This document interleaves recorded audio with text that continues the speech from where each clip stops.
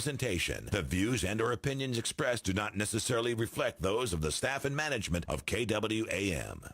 Welcome to the Variety Hour on The Voice, FM 107.9 and AM 990. Listen to you move your mouth. I bet you come from way down south. Now don't tell me, let me guess, you from the town that I love best. Talk Memphis, I wish you would. Talk Memphis, you sound so good. Talk Memphis, high on the bluff. I swear I can't get enough. Listening to you talk that stuff. Talk Memphis, oh yeah, talk Memphis. This is the Memphis Real Estate Hour on KWAM. And now, here's your host, Dean Harris.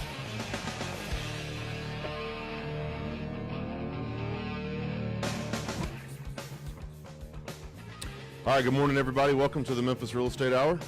I am your host, Dean Harris. I'm with CrestCore Realty over on Summer Avenue. So appreciate you guys tuning in this morning on AM 990 Memphis, FM 107.9 here in Memphis, or you could be streaming the show at kwam990.com. The Memphis Real Estate Hour will concentrate on investing in Memphis real estate. We will also focus a little bit on our residential real estate market. We'll have local and national vendor partners of ours on the show from time to time, sharing knowledge with you on how to become an investor in Memphis or how to become a better investor. Remind you guys that every single show that I'm also an investor. I will take that old home that you've got or that you inherited or that you don't need or don't want or is too bad a condition for you to do anything with it. We'll get you a cash offer on that home today. Shoot me an email, dean@crestcore.com. I'll be happy to get that passed out to plenty of my clients today so we can get you some offers and get rid of that thing. There's a lot of that going on right now. So if you have that, shoot me an email, dean@crestcore.com. Today's show, I'm going to have two good properties for your investments of the week.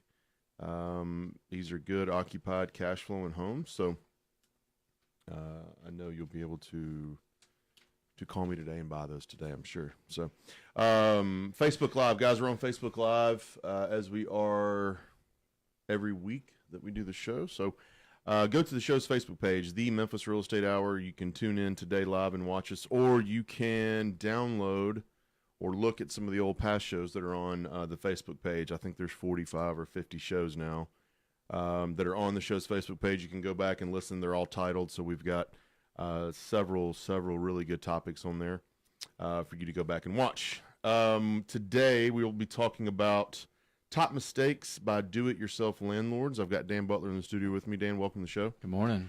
Last week, so let's dive right into this. The last couple of weeks, we've been talking about zip code standoff. Mm-hmm. We've been doing the show for a little over 2 years. Yep. Never had a bigger reception on a 2 to 3 week series than we've had for this. Yeah, I agree. I think there's just a lot of Meat. wanting to know where to invest, not to invest, what's the pluses and minuses. Because you got people out there just selling product and not really explaining what it is, where you're getting, what's the history, where's that neighborhood going, that kind of stuff. And specifically in Memphis, I get a whole lot, and we'll get into today's topic in a minute, but specifically in today's market, in Memphis specifically, we can go from street to street, block to block, neighborhood to neighborhood, and all investors know that. So we gave the zip code generalization. If anybody wants to dive into that specific zip code, go to the show's Facebook page. Yeah, you can absolutely. listen to some of those videos that we talked about why we like and maybe have some doubts or some concerns on some zip codes. So great reception for those last 3 weeks. Today, we're going to get into top mistakes that do-it-yourself landlords make. And, of course, we're a huge advocate and proponent for professional management. Right. We obviously work and manage, 25,000 of houses here in Memphis. So we obviously are for professional management. A lot of people, not a lot of new investors, I should say, will come down and they'll want to buy a home and they'll think 10% for the rent I've got to manage. And they think they're saving themselves by doing it themselves. Before we dive into this list, give me your general kind of thought and conversation when it comes to professional management versus do-it-yourself, and then we're going to dive into, I guess, 30 or so here mistakes that do-it-yourself landlords. Well, it's funny just putting this list together. It was like bringing back a lot of memories, because I was the do-it-yourself landlord for forever. And so all these mistakes that we're going to talk about today, or potential mistakes, not really just mistakes, but I've actually made pretty much every one of these mistakes that we're about to talk about. Mm-hmm. So that's part of the point of, do-it-yourself landlord. At least try to figure out how to button up your system. A lot of people buy a house or two or three and want to be a do-it-yourself, and that's great. But, man, try to figure out all the things you need to button up before you get started, because quite frankly, most of us just jump in and start working it, and then you realize, oh boy, I'm not supposed to do that. Oh, you don't do that. Oh, wow, I should change my system. Oh, that tenant just got one over on me because of X, Y, and Z, which we'll get into. But, yeah, so that's... maybe today's show will help you fast forward past some of that. That's right. So whether you're going to use professional or not, at least, this show would be good for, getting a step ahead, not starting at ground zero, maybe start on the 5th floor instead of the first floor. Yeah. So I've always thought, before we even talk about the actual mistakes, I've always just thought leveraging my time and using my time elsewhere versus managing the home was worth, an $800 rental, $80 a month. I just, and I hadn't really thought about that until you just asked or said that. Just the fact that all this stuff that we put in place, systems, is part of what you're paying for, really. Yeah, absolutely. And I just couldn't. I mean, if you have a full-time job and you're going to be an investor and you want to manage, I mean, it's like one of those has got to go. Yeah. Your full-time job obviously can't, and if being an investor goes, well, then it doesn't matter who you manage. So to me, leveraging my time was the biggest thing. Let's talk about number one here. I don't know if we want to go to 30 to 1 or just start with one, but just start with one. Yeah, not using vendors. By the way, I've got to catch up on the deal of the week. I got a deal for you that will play into these. Ooh, Dan's coming in strong today. It's actually a story. So, is it an actual house deal? Well, house, lot, half a house, however you want to. Oh boy! So that'll be fun when the. All right, we'll do the. So remind me to. Half a house. I can't wait to hear this. We'll do the investments of the week. I got two good ones, and clearly Dan's got a. I got a doozy. Got a doozy for us here at the bottom of the hour. But all right, deal for you. Yeah, for me specifically. That's Thanks. right. Top mistakes by do-it-yourself landlords. Number one, not using vendors with insurance. Yep. This is huge. This is big. This is one of the ones that I really, looking back, I exposed myself to a ton of issues by not having. You got a quick example? We just joked, chucking a truck. Yeah. Have you ever heard that? That kind of phrase. Guy that's just driving around and he's a jack of all trades, master of none. Mm-hmm. And so there was a ton of guys that I used that, as soon as you started using the licensed bonded insured guys, oh wow, they hooked up the AC unit with the wrong gauge wire that was undersized for the amperage, and so if that had a fire, that's all on me. If it killed somebody, that's all on me. If it, you know what I mean? Like it's the liability would just point right back to me versus using somebody that's licensed bonded insured. You go back to the source of who's the last one that worked on it, that kind of stuff. Or even with somebody working on your house and they fall, break their leg, whatever. You don't want them putting that on you. They don't want that on you. So my first thing was about to say, well, what if you're just getting guy to paint your house or something? Well, painters is painters and roofers are your two high. I bet this is not in our list, but those are the two top workers' comp percentage costs of all the trades. Because they're on a roof. They're on a ladder. On ladders. On ladders. So think about that. If a guy doing your floor, not a big deal.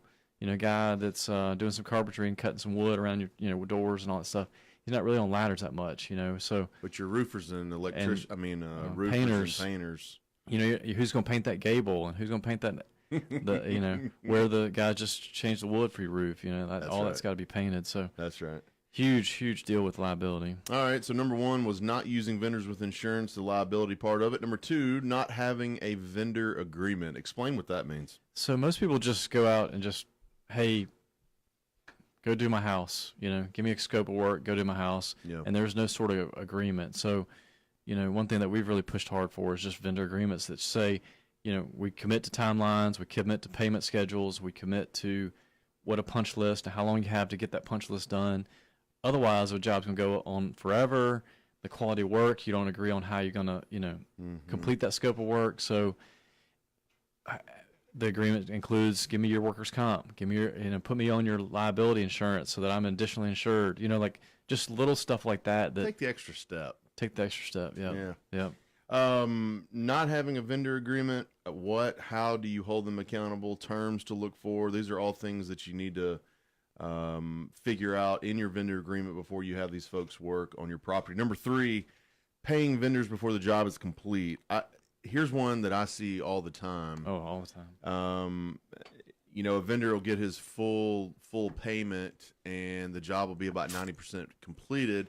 And you and I both know it's almost impossible to go back and get that remaining 10%, or get the remaining 10% of that work done. Yep. I think CrestCore does a good job, and I'm a little biased, of course, but I think we do a great job with asking our clients to pay 60% up front, and then don't pay us anything else till the job is completed. Correct. So we don't have 3 schedules. We just have that's right. 3 or 4. We have one in the last one. So not having to go back and forth with. And we do the same thing with our subs. You really? So you pass it on down. We pass it on down. We'll pay them a little bit up front to get their materials, and then they're very incentivized to get us in there, get that punch list, and get us in there to finalize the punch list so they can get their their paycheck. So that's huge. I mean, there's a guy that does my landscaping, has been doing it for years. I know if I pay him all his money, it's gonna be tough to get. It's gonna be tough. I'll get him back because he wants more work, but he's going to the next job that's going to give him another $1,000 or $500 or whatever. And I understand the hustle, and I understand them moving quickly, but at the same time, you've got to finish up what you start. You can't you can't leave something incomplete, and you can't leave it to most people. A lot of people that me personally, I would always want to go back to finish that job. I'd never want to leave something unfinished, but there's a ton of people out there that don't have that same mentality. No, I'm talking with Dan Butler with CrestCore Realty. We're talking about do-it-yourself mistakes, or top mistakes that do-it-yourself landlords make. Not using vendors with insurance, not having a vendor agreement, paying vendors before the job is complete. We talk about you need to get on a scale there. Number 4, not doing a good rent ready. This is, we can spend a couple of minutes on this if you want, but absolutely, not doing a good rent ready is something that we see in the industry from time to time, no matter if we've made a mistake, or no matter if there's another company that worked for this client and they're now coming to us to clean it up, or whatever it may be. But talk about some of the things real quick about, of course we don't want to cut corners, but what are some of the other things when you talk about not doing a good rent ready? What are some of the things that you see? Just making it safe, habitable, clean. And safe to me is, again, safeguarding fire extinguishers, smoke detectors, carbon monoxide detectors. That's huge. We've had issues in the past where tenants claim that a furnace started the fire, or just the carbon monoxide, and gets them sick. Well, you put a carbon monoxide detector right there, and we do biannual and annual inspections to make sure the batteries are changed and all that kind of stuff. But more than that, I think it's just do a good paint job.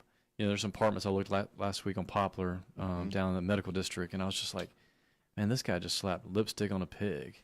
You know what I mean? And he wants to, and the guy buying it's like, hey, can we get the rents from $500 to $600? I'm like, not doing it this way. Not doing it this way. I mean, he's about to buy it and spend a premium on the product, and the rent ready was just terrible. I mean, and then just thinking long term. I mean, carpet. I had lunch with the guys from America's Best Carpet and Tile, using hard surfaces. That to me is the kicker. I mean, people are so rough on carpet. Yeah, and it's people go with the cheap option. Yeah, it's about, I don't know, maybe half, 60% of cost. I can't remember exactly to do carpet, versus the glue down vinyl or ceramic. There's some houses I've done all ceramic. Bedrooms, hallways, everything. Everything, the whole house. People like, well, that seems like cold. Like cold. I was like, hey, but it doesn't break. Put a rug down. Put it on a surface. I mean, it rents. Because it looks good. They don't think about cold feet and other stuff. They put little rugs down, that kind of stuff. So I'm waiting on the day that somebody comes in and does ceramic tile floors, satin paint on the walls, concrete countertops. Yeah. Just make it bulletproof. I mean, like a tank. Yeah. put a drain in the center. That's what I always want to see. Somebody put like drains in the center of each room, so you just hose down the walls and it just drains to the center of the room, and then It's a prison cell. you just hose it down and move on. But gosh, dog, you don't have to replace that carpet. That's right. But there's a fine line. You want to do Taj Mahal. Like there's a lot of people that get into our industry that there's a balance. They come in, they've been in construction, they do our estimating, and you have to teach them, man, we're not going to make this thing button up to the nines. This is a rental. It needs to be livable and safe. Livable and safe. Feel good, smell good. But figure out where you're going to spend your money. Depending, like landscaping, you don't want to worry about landscaping in Bricklayer and Whitehaven, stuff like that. But you might want to in Cordova or East Memphis. Sure. I spent thousands early on landscape packages, and come to a month later and they're all burned up and gone, or weeded. The kids or killing them. So I mean, it just wasn't worth the money. So that's right. Might as well just leave it as plain as you can. Yeah. Just little stuff like that kind of tricks of the trade. So. Top mistakes by do-it-yourself landlords. Number 5, going with the cheapest contractor. Now, we've talked about this before. It's never in my opinion, it's never the best idea to get 3 or 4 bids and take the cheapest guy. No. Somewhere in the middle is probably where you should go. The most expensive guy, for obvious reasons, you might not want to go with them, but somewhere in the middle, you're probably getting a fair price and a good job that's being completed. So going with the cheapest contractor is not necessarily the right way to go. Number 6, not obtaining references. What do you require? From someone who hires vendors all the time. What do you require? And for the listeners out there, this might be some things that you want to jot down as if you're getting ready to hire some people yourself, or if you're an investor that's experienced and you're filtering out your crews and going through that. What are some of the things that you look for, Dan, when you're talking about obtaining references? If somebody's coming to meet with me about doing ceramic tile, for example, if they love what they do and they're good at what they do, they're going to have pictures on their phone. Yeah, they will. Don't they? Look at what I just did. Look what I just did. Now, could they be making it up? Maybe. Yeah. But I'd ask them who else they work for. Depending on who they say they work for, there's some people we know that, are going to take the cheapest route and just do the cheapest job. So no matter what, you're going to have to dig in and figure that out a little bit. But if they do some people that we know, we're going to, probably reach out to them and say, hey, would you recommend this guy? And so it's definitely, because, as tight as the market is, subs and contractors are a dime a dozen, and you get what you pay for. Remember that contractor triangle we did? Speed, quality, and cost. Right? You can have 2 out of the 3, but you can have 3. Yeah, you and I'll go back. Douglas wants all 3, but Dean wants all 3. Dean wants all 3. We all want all 3, but what's most realistic? For a rental. So right. Guys, we are talking about top mistakes by do-it-yourself landlords this morning. We're going to take a real quick break. I'm in the studio with Dan Butler with CrestCore Realty, and we're going to continue this when we get back. We've got several more of these useful information as you are debating on landlording yourself. You're listening to the Memphis Real Estate Hour on AM 990 Memphis. You're listening to the Memphis Real Estate Hour on KWAM. We'll be right back after this. Now, here's your Mid-South weather forecast from the News Channel 3 Severe Weather Center and Todd Demers, right here on KWAM The Voice, FM 107.9 and AM 990. Continued mostly cloudy and mild. High temperatures in the upper 70s today. Winds mainly out of the east. Just a slight chance for a few sprinkles. Mid-60s overnight, but will warm into the low and mid-80s over the next several days. The Racket Club, proud to introduce a new wellness program, Live Well. Wellness is not a destination, it's a lifestyle. For more information, call the Racket Club at 901-765-4444. I'm News Channel 3's Todd Demers on The Voice, FM 107.9 and AM 990. Griffin, Clift, Everton, and Mashmeyer, PLLC, is a full-service law firm with over 50 years of experience in the Memphis area. Real estate closings have continued to be the forefront of their law practice, which include residential, commercial, and development real estate transactions, drafting and negotiation of real estate contracts and leases, business information, preparation of wills, probate, and estate planning. Their firm represents a number of builders, developers, investors, and local lending institutions, and is approved to close transactions for most local banks and mortgage companies. In addition, they offer title search, title examination services, and title insurance through several well-established title insurance companies in the Memphis area, as well as Tennessee and Mississippi. They strive to offer services in a prompt and timely fashion while advising and representing clients in a zealous and professional manner. Should their offered services be of need, please contact William N. Griffin Jr. or any of their attorneys at 901-752-1133.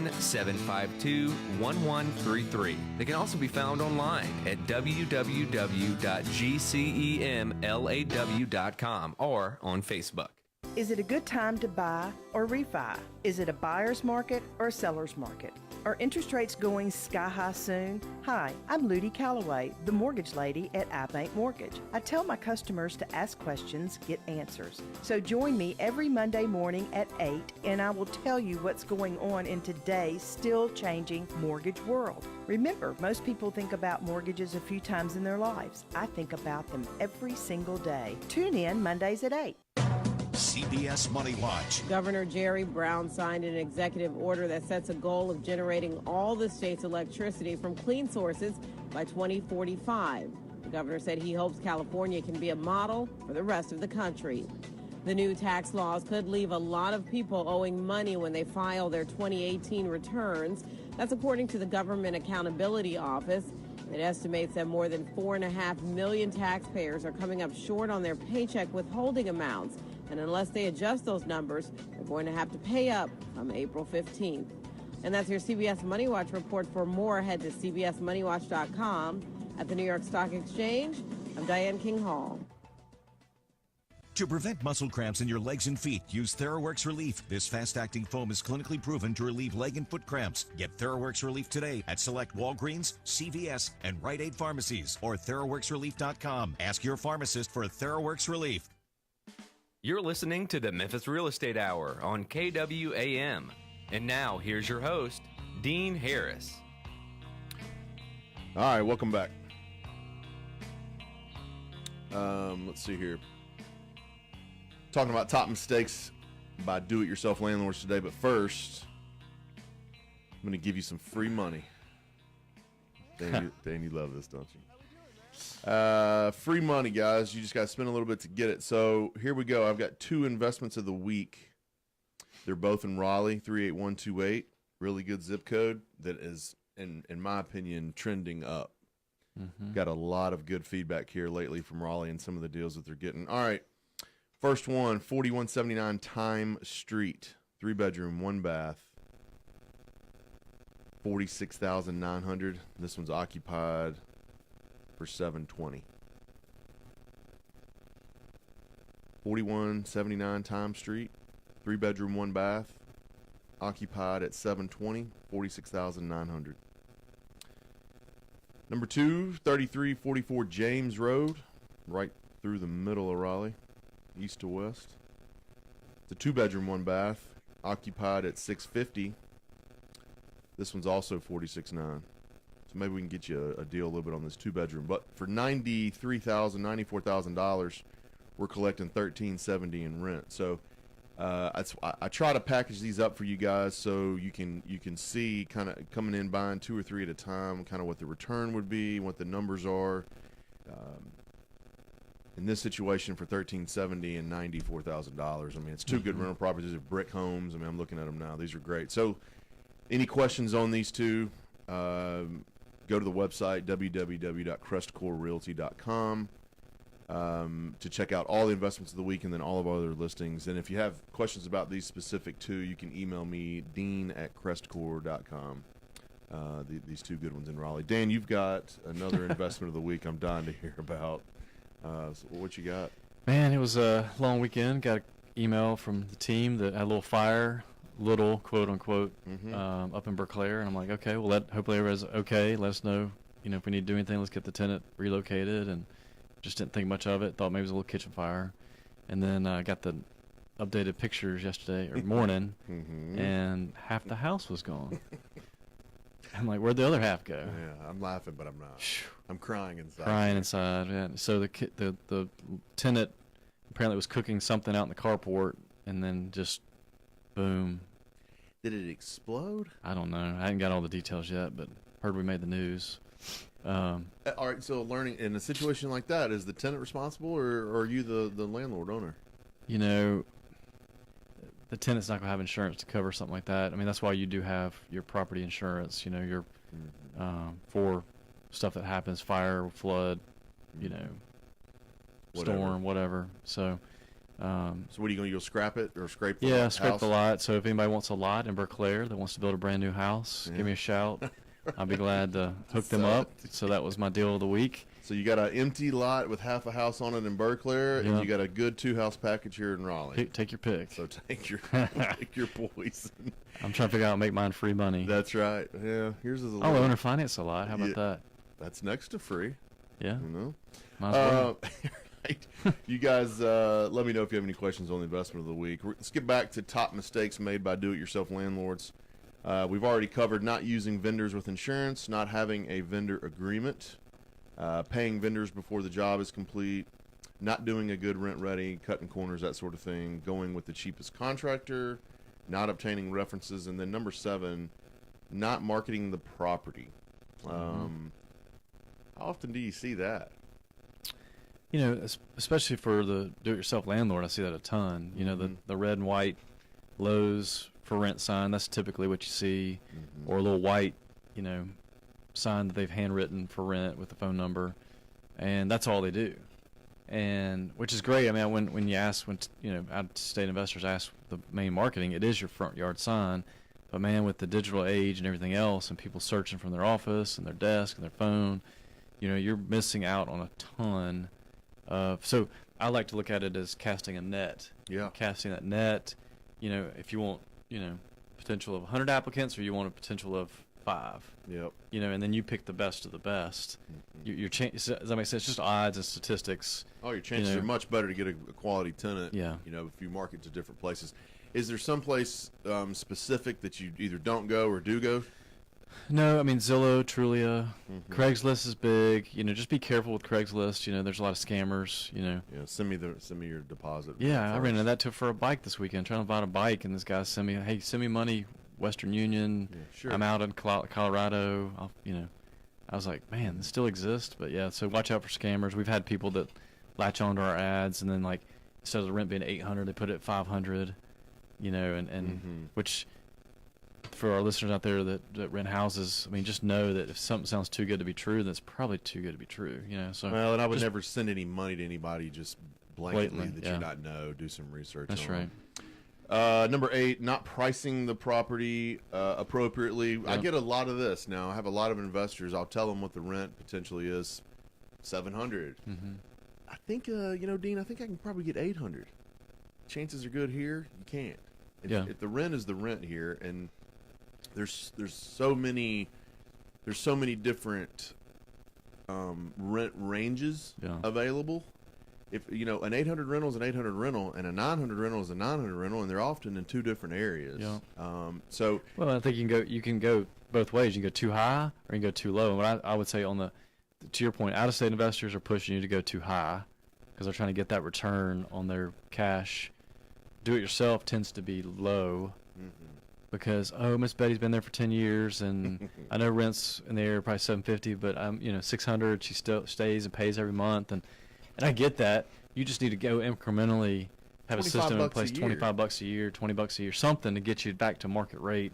Because think about that, you're destroying years worth of revenue.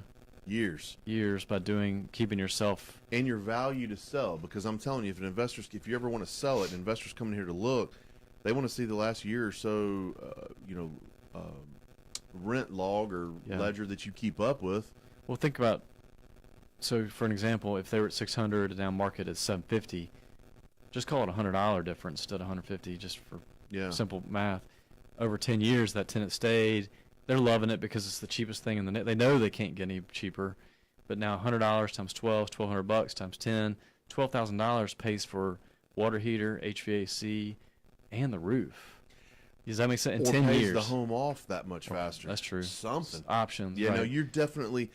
People might say, "Oh, it's just $100," but if that tenant decides to stay, that will add up quick. And what you find is they do stay because they just know it's cheap. It's cheap. You know, they'll deal with little issues because it's so cheap compared to everybody else. That's And don't think you need an edge by being cheaper. If you keep the home in good shape and it's livable and you fix what you need to fix and you're paying attention to the tenant and their needs, if they're reasonable, that tenant's going to stay. So not pricing the property appropriately is huge, whether it's low or high. Yep.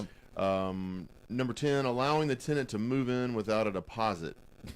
Done Wait, that. I skipped one. Right. We'll go back. Yeah, allowing because I want to talk about that one. Absolutely. Allowing a tenant to move in without a deposit. Surely we don't do that, do we, Dan? We don't. I've done it a bunch of times. Have you? And guess what? It ends poorly. It ends poorly. It's terrible.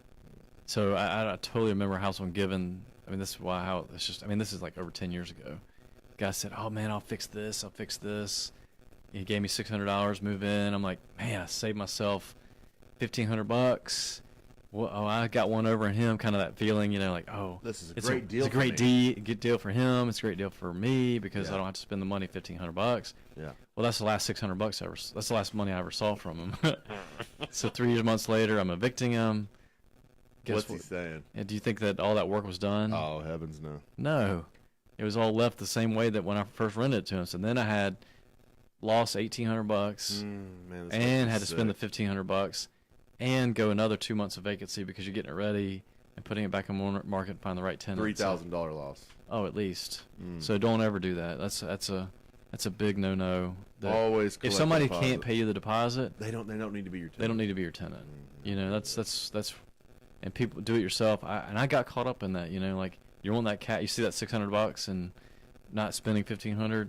Well, and when you get a property occupied, it's almost out of sight, out of mind now. You're thinking, okay, I can stop worrying about this one. Worry about the next one. Worry about the next one. Yep. I skipped one here, but not screening applicants. Huge.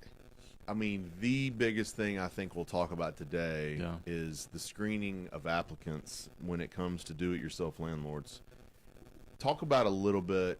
I can't talk about what do-it-yourself landlords do. Talk a little bit about what we do as a property management company to screen tenants. I can tell you about what we do now versus what I used to do. Let's do that because I imagine there's some people out there that are doing what you used to do now. So, we charge a pretty hefty, application fee. I don't know, $30, $40, whatever it is. And majority of that goes for a national search for crime, job history, rental history. We get their pay stubs. We actually get their utility bill. We want to make sure that they don't have a $1,000 utility bill because guess what? If they move into your house, they're not going to be able to get power transfer. MLGW is not going to allow it. So then you got a house that you've turned power off on, assuming that they could. They could, and they didn't. Now you got a house deteriorating, because they're going to do all kinds of corners, pull power illegally, which then is a fire hazard or next door. So it just creates a huge issue.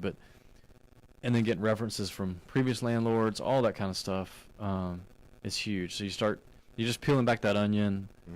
Credit score. You look at the credit score. We don't really focus so much on the score itself, but as far as versus what's in there. What kind of bills do they owe, or any kind of big debts. And this is not on the back end of that. We understand as a management company that if you're a tenant, you're not going to have an 800 credit score and 20 grand in the bank a job making 100 grand. I get that. We understand. We get that. But you can't have a 400 credit score, a bankruptcy, and a felony on you and expect to move in to one of our tenants. You like that? You like the felony one? Yeah. Yeah. No, you can't have a felony. You can't, I wouldn't say felony. You can't have a violent felony and things like that and expect to move in. So there is some leeway, with that. But what are the major things? I guess you just named them. Yeah. Or a violent felony, bankruptcy. Well, and that's what I was about to say. Like, where I messed up early on was I just do an application on the back of the truck, and they fill it out, and I get a pay stub, and I'm like, okay, and I believed everything that was on the paper.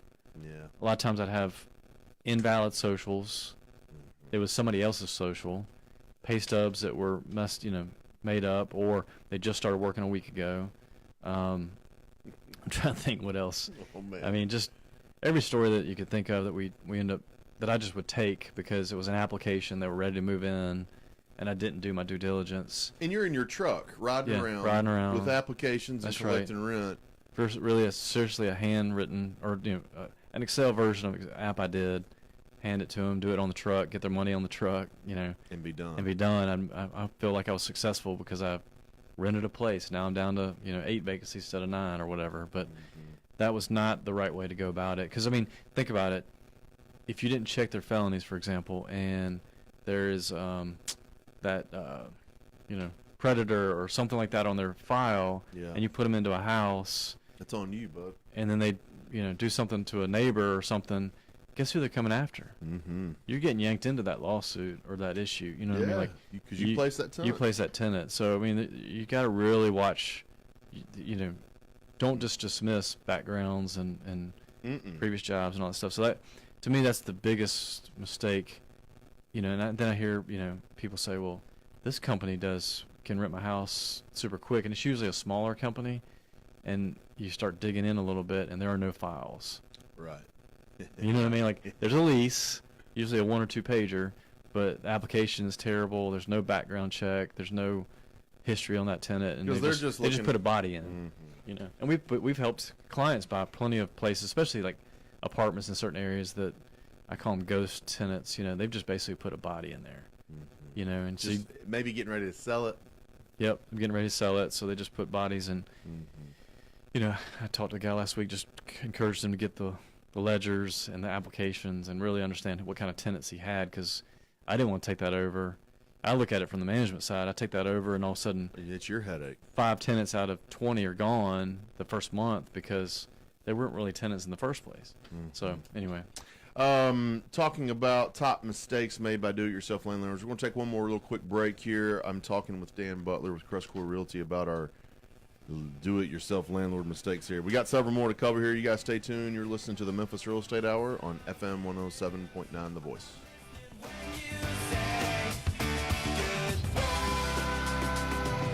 You're listening to the Memphis Real Estate Hour on KWAM. We'll be right back after this. Now, here's your Mid-South weather forecast from the News Channel 3 Severe Weather Center and Todd Demers, right here on KWAM The Voice, FM 107.9 and AM 990. Continued mostly cloudy and mild. High temperatures in the upper 70s today. Winds mainly out of the east. Just a slight chance for a few sprinkles. Mid-60s overnight, but will warm into the low and mid-80s over the next several days. The Racket Club, proud to introduce a new wellness program, Live Well. Wellness is not a destination, it's a lifestyle. For more information, call the Racket Club at 901-765-4444. I'm News Channel 3's Todd Demers on The Voice, FM 107.9 and AM 990. Griffin, Clift, Everton, and Mashmeyer, PLLC, is a full-service law firm with over 50 years of experience in the Memphis area. Real estate closings have continued to be the forefront of their law practice, which include residential, commercial, and development real estate transactions, drafting and negotiation of real estate contracts and leases, business information, preparation of wills, probate, and estate planning. Their firm represents a number of builders, developers, investors, and local lending institutions, and is approved to close transactions for most local banks and mortgage companies. In addition, they offer title search, title examination services, and title insurance through several well-established title insurance companies in the Memphis area, as well as Tennessee and Mississippi. They strive to offer services in a prompt and timely fashion while advising and representing clients in a zealous and professional manner. Should their offered services be of need, please contact William N. Griffin Jr. or any of their attorneys at 901-752-1133. They can also be found online at www.gcemlaw.com or on Facebook. Is it a good time to buy or refi? Is it a buyer's market or a seller's market? Are interest rates going sky high soon? Hi, I'm Ludi Calloway, the mortgage lady at iBank Mortgage. I tell my customers to ask questions, get answers. So join me every Monday morning at 8 and I will tell you what's going on in today's still changing mortgage world. Remember, most people think about mortgages a few times in their lives. I think about them every single day. Tune in Mondays at 8. You're listening to the Memphis Real Estate Hour on KWAM. And now, here's your host, Dean Harris. All right, welcome back. Talking about top mistakes your landlords make. I realize we could talk about this for hours. There's so many much of these. stuff that. Yeah, there's so many. It's really 30, but there's probably 100 or more. You wrote 20. There's probably 100. Yeah. Look, let's get right into it. We got 2 minutes left. Driving and picking up rent. Man, I'll tell the story here. don't even tell the story. Oh, I want to. Now, so you and I have been talking for years about, hey man, let's try to work together. I mean, going back all the way to 2002 and 3. Yep. Let's work together. Let's do this. Call Dan on Saturday. Damn, what's going on, man? Oh, just woke up. What are you doing? He's like, I've been driving around since 7:30 this morning picking up rent. Every Saturday Dan, and it's Sunday lunch. after church. I was like, Dan, it's lunchtime. I spent 6 to 8 hours. I can't believe I used to do that. Oh, I get mad at myself. I think about it. right now you do? Yeah. What a waste of time. What a waste of time. But you do what you got to do when you're first starting out, and you just think that you got to get that money in. And Well, I got mortgages out the wazoo because the banks are expectations, and I was never going to allow myself to be late on a payment. And there's a lot of stress you put on yourself. So and we've lost. I had lunch with a friend of mine yesterday, and his buddy was a client of ours for about 2 months, but he had clients that he picks up rent every week, $100 here, $200 there, and I'm like, don't do it. You got to get out of it. Got to get out of it. Huge He's waste of worried time. about losing his tenant. We made the change about 5-6 years ago, and we lost 2 tenants out of hundreds. And the one that I remember specifically, that one gives me most nightmares thinking about it, I was there at her house every week for $100, maybe 50, maybe 0. Sometimes she wouldn't show up. Replaced her 5-6 years ago, and I have the same tenant that I've never met. Texts me every once in a while, but money's there every month. No worry. No worries. I haven't driven there since. And you were going by there four times, 4 to 5 times. Sometimes I'd come during the week if she had more money. So think about all the hours to get to Frazier from my house. Oh my gosh. So it's just, that's why it gives me nightmares thinking about it. So if I can just encourage anybody out there, do not pick up that rent. Find another way to do it. Find another way. Get PayPal. Get some sort of service. Pay Near Me is another service out there that you can use as just a do-it-yourself landlord, where they can go to Walgreens or something like that and pay you, and it goes right into your account. So just There's do no something excuse creative. these days for people not to be able to pay. No. They're either responsible or they're not responsible. It's there's no gray area. Like kind of responsible. I couldn't get up there. Yeah, that's right. No, So there's plenty of ways. right. Accepting partial payments. That's a tough one. Yeah, because it's like you're almost accepting mediocrity or less than what you should. This is a balance. You got to buy some time too, right? Buy some time. Mm-hmm. I would say if they don't have over 50% by the 10th of the month, kind of get your own guidelines, but keep to your guidelines is probably a better way to say this. Like, we probably all take partial payments of some sort, but you can't wait till the 20th on an $800 rental. Here's $300 and here's $100, $200. Don't do that. Just keep on. Maybe take the money with and make sure you say accepted with reservations. Get with your attorney. Make sure your language with your receipts say. You got to say some certain language when you're accepting rent. The term "give an inch, take a mile" is extremely applicable here with tenants. If you give a tenant an inch, they're going to take the mile. It's the same thing with contractors and vendors, and it's the same thing with tenants. Yeah, they do the behavior that you allow. So if your standard is here, they're going to come here. If you keep your standard down here, that's what they're going to do. They're going to do the minimal, right? Yeah. What'd you say? Like babies. Oh, yeah. Well, I mean, if you give a baby an inch, they're taking a mile. Yeah. So that's probably the biggest takeaway I would tell for the audience. Is just in all of this, You create your own standards. Yeah. And then whatever standards you want. If you want to be slumlord and fly by the seat of the pants, we see it. Your vendors and your tenants are going to be right there with you. If you want to be world class and have high standards and run a tight ship, your vendors are going to, and your tenants are going to step up to the plate. So which one do you want to do? Hey, this next one is got because I know you well enough to know. This one right here, I'm sure you fell victim to. But being friends with the tenant, how many of these tenants, when you ended up driving around picking up rent, did you become friendly with? Oh, a ton of them. Ton of them. Yeah. I mean, some of them still have my number to this day, and man, and I enjoy. I mean, that's the downside of making it into a business is that separation, because I do enjoy the giving back, the pouring in, the serving others, that aspect. Mm-hmm. But you do have to have a degree of separation. You can serve people from a distance, or if through your employees or whoever you're using, or to the side, just serve other people within the community and not your tenants. Because no matter what, they will take advantage of the relationship. That's right. That's just human nature. Calling you later. Yeah, they think that because you are friendly, it's okay to text a tenant at night about something that's not important. And you're gonna, I mean, the prime example I have for you is when I turned collections over our team. I used to, at Christmas time, I'd be almost a month's worth of rent behind collectively for the year. It kind of snowballed up to about, a month's worth of rent. Mm-hmm. All right, for all my units. And the year that I gave it over to collections, they had it down to, a couple $1,000.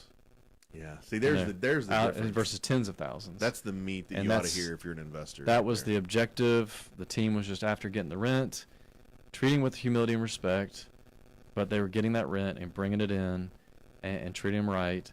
And then I wasn't involved in the emotional, oh gosh, I'm sorry about Johnny, Unfortunately. with your, got to get clothes for school or whatever. And I understand all that, and I appreciate it, but you got to get that separation, because you will fall trapped to. Yeah, the story. The story, yeah, it's hard not to. So. Well, if you got a heart at all, it's hard not to fall, to the story. Now, the next one, I think, is right up my alley. Not evicting fast enough. I will tell you this, and I don't come from a heartless mentality. I really don't. You don't? I don't. Okay. I know you think so, but I do not. I don't listen to the story though, but I don't hear it. Collections hears it with CrestCore, so I don't. I'm actually going through one right now, not through an eviction, but I'm going through a situation where we're behind on rent a little bit, and You're pausing. Do you want to throw them out? Do you want to? I mean, we've gotten the writ and everything, so they came in Friday and paid paid the rent. All of it? No, they're still behind. So it's like, what do you do? I guess we're having an open discussion here right now on the air, but so what do you do? I mean, it's like, they came in. I've got the writ already. I mean, like, we were going to set out early this week, and they came in Friday and paid $675. They're still behind a month's rent. September only? $675 plus it's almost $1,000. Attorney fees, and then they owe September. Mm-hmm. I mean, I would just say they got to pay by the third week of September, but I'd go ahead and evict them. Yeah, I'm right there, because it's like they've been behind the entire time. So, so see, I do have a heart. Yeah, I know. I'm surprised. I'm a little disappointed. But I didn't just cold them right out. Yeah, cut it down. No. I'm actually surprised. I'm speechless. There's a mortgage on the place, so I got to have them pay rent. The stress of the mortgage. That's right. So I'm going to keep them in there, but I'll give them another week or two, 10 days. But not pulling the trigger fast enough. Don't listen to the stories, folks, because there is no story. See, we're running out of time. Go to 19. Not fixing emergency requests. I'm dealing with this right now. Yeah. An owner wanted to do his own repair, and he hadn't done it yet. And so guess what? That tenant found our tenant number. Next thing he's going to do is going to be code, BBB, the news, Fox News, all that good stuff. So because the owner chose to do it and he hadn't done it yet. So anything that does with quality life, air, sewage, water leaks, those kind of things. I think any kind of plumbing, HVAC, roof leaks, and jump on those. I understand carpentry door doesn't close properly. You know what I mean? Like, you're okay with that. The tile's cracked. We can put that to the back burner and get that sometime down the road. But no heat, no air, no electricity. Can't go to the this bathroom. One says you hadn't had hot water in several days. We thought the owner, he committed to fixing it. Hadn't. So, and then as a do-it-yourself landlord, get it done. You're going to pay more not getting it done than you say, oh man, that's going to cost me $500 or $1,000. It's going to cost you a lot more than that with mental anguish and what that tenant's about to put you through for not fixing from a legal issue. perspective. From legal, getting code, getting it BBB. You're going to be down court, court. That's a lot of fun. Hadn't been there in years. Security issues, something like that too, like a broken fence or damaged windows or something like that. Yeah, can be. Yeah, I mean, I'm more concerned about just livable. Sure. Like being able to use a toilet. And if take it's a shower. busted window, like there's a hole. Right. Yeah, bad. If we got a That's crack, right. Maybe let that That's go. right. But a hole in there with this 100-degree heat coming in. That's right. This is also a big one. Treating tenants differently. Oh gosh, yeah. I mean, Fair Housing Act. I mean, we've got to follow all. There were licensed real estate agents. I mean, there's all kinds of. If you treat one, if you have a policy that this is what you do, you got to do it for all of them. Yep. Like we used to negotiate late fees. Didn't think anything of it. But if you talk to your attorneys, negotiating late fees is treating one tenant as preferential treatment. Well, how do you decide which tenant gets the knock off the late fees or a partial payment or whatever versus another? You can't. Does that make sense? Oh yeah. You got to have a system, and you got to stick to that system and treat every tenant the same way. That's where it's going to get you huge trouble.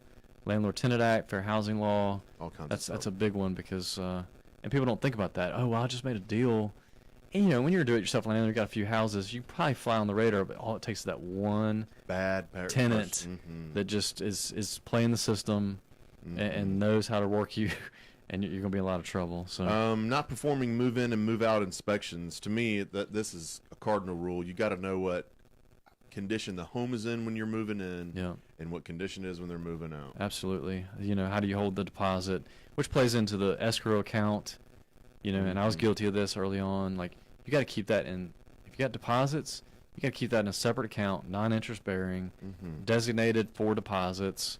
Whether you're do-it-yourself or a true property manager, with the company and all that stuff, it's got to be separated and because that's not your money. No, you're holding the owner. Sometimes thinks their money. It's their money. No, that's the so tenant's money that you're hanging on to. It's the tenant's money that they've actually paid that they're due back unless they do damages, which makes the move-out inspection that much more important. So let's summarize this thing. Yeah, man. Talking about do-it-yourself landlords, the top mistakes that they've made today. We've gone through some really key ones: not using your vendors, not doing a good rent ready. I mean, I'm just bouncing around, but driving and picking up rent. Some of these things you just can't handle. You shouldn't be doing yourself, but document everything is one of the things that you noted. Keep a good record, whether it's for yourself, for your accountant, or when you go to sell it. Everybody's going to want to see a good record, a good log of what's going on with the home.